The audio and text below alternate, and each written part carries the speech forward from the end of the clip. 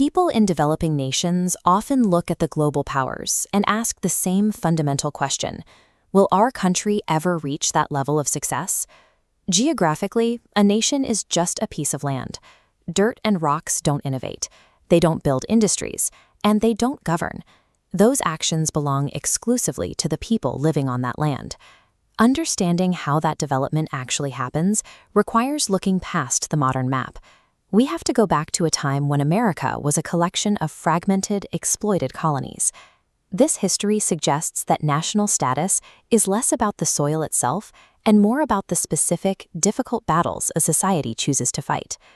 By 1770, the British Empire had established a staggering global footprint. To London, the American colonies were a corporate asset managed for maximum profit. Britain intentionally divided the territory into administrative units, making the colonies easier to control and harder to unite. Over time, the colonists realized their status was strictly defined by their output. They were being managed as subjects of an empire, not as citizens of a society. The drive for independence began when they realized the empire saw them as entries on a balance sheet rather than a human community. Evidence of that exploitation is visible in this sheet of revenue stamps from 1765. The Stamp Act forced colonists to pay a premium on basic goods and legal papers, physically marking their daily lives with the seal of British taxation. The resistance centered on a specific democratic principle: no taxation without representation. They argued that a government they didn't sit in had no right to their money. The tension peaked in 1773. Rather than pay the taxes on British imports, Samuel Adams and his followers boarded the ships in Boston Harbor and hurled the tea crates into the sea. Destroying that cargo was a total rejection of the empire's authority. It signaled that the colonists would no longer allow a distant power to control their resources and their labor. On July 4, 1776, George Washington and the Continental Congress made a high-stakes psychological leap. They formally declared themselves an independent nation, long before they had the military strength to prove it. That declaration was a promise they had to keep through 7 years of war. They only secured the physical reality of their freedom in 1783, when the Treaty of Paris finally forced the British to leave. Jawaharlal Nehru utilized this same psychological tactic in 1930. By issuing the Purna Swaraj Declaration on January 26th, he forced the Indian public to imagine a free nation years before the British actually departed. Real independence begins as a mental state.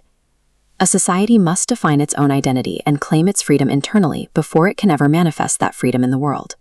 Writing the Constitution in 1789 provided the structural framework for the country, but the hardest work was still ahead. Establishing a government was just the first step in a much longer struggle. The young republic faced a massive internal failure: the deep-seated racial inequality and the brutal oppression of its black population. Martin Luther King Jr. eventually led the movement to address these failings. Often described as the Gandhi of America, he fought an internal moral battle to force the nation to honor the promises it had written down centuries earlier. The development of a nation requires this kind of continuous, painful struggle. It is the process of a society fighting its own worst habits to achieve a higher standard of justice. Today, the real engine of a developed nation is found in the daily mindset and the uncompromised work ethic of its individual citizens.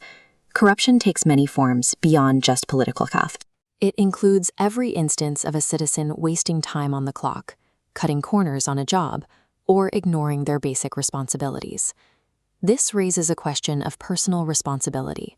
Are you fulfilling your own duties as a student or a worker, or are you waiting for a government miracle to fix the country for you? A great nation is the sum of its citizens' integrity. The ongoing revolution is the daily, personal demand for excellence in everything you do.